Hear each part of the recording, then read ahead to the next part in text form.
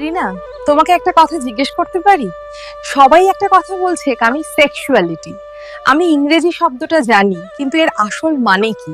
আসলে যখন আমরা সেক্স বলি তখন সাধারণত শারীরিক কাজকেই বুঝি, কিন্তু সেক্সুয়ালিটি আরো অনেক বিস্তৃত। এর মধ্যে আরো অনেক কিছু অন্তর্ভুক্ত থাকে। ভালোবাসা, ভাবনা, আকর্ষণ, আচরণ, মূল্যবোধ, আবেগ, চাকর, এই সবকিছু মিলেই যৌনতা।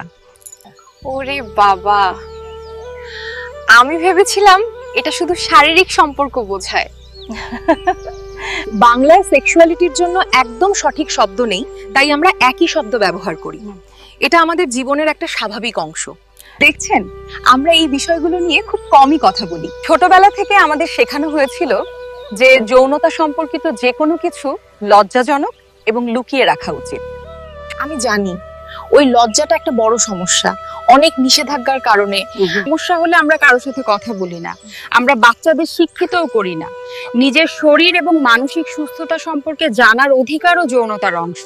ছেলেরা নিজেদের মধ্যে কথা বলে কিনা জানি না, কিন্তু মেয়েদের এই ব্যাপারে শেখানো হয় না বললেই চলে। যৌনতাও শারীরিক এবং মানসিক স্বাস্থ্যের অংশ, তাই এটি বোঝা খুব জরুরি। তাহলে কি আকর্ষণই যৌনতার প্রধান বিষয়?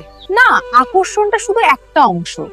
বোঝার অভাবে ছেলেরা মাঝে মাঝে মেয়েদের সাথে খারাপ ব্যবহার করে, ইফটিজিং, কাপড় টানা, অশ্লীল কথা বলছে, জোর করছে। ওরা ভাবে মেয়েরা এটা পছন্দ করে। সত্যিকারের আকর্ষণে সম্মান আর সম্মতি থাকে। তার মানে যে কোনো সম্পর্কের আগে দুজনকেই স্বেচ্ছায় রাজি হতে হবে, জোর।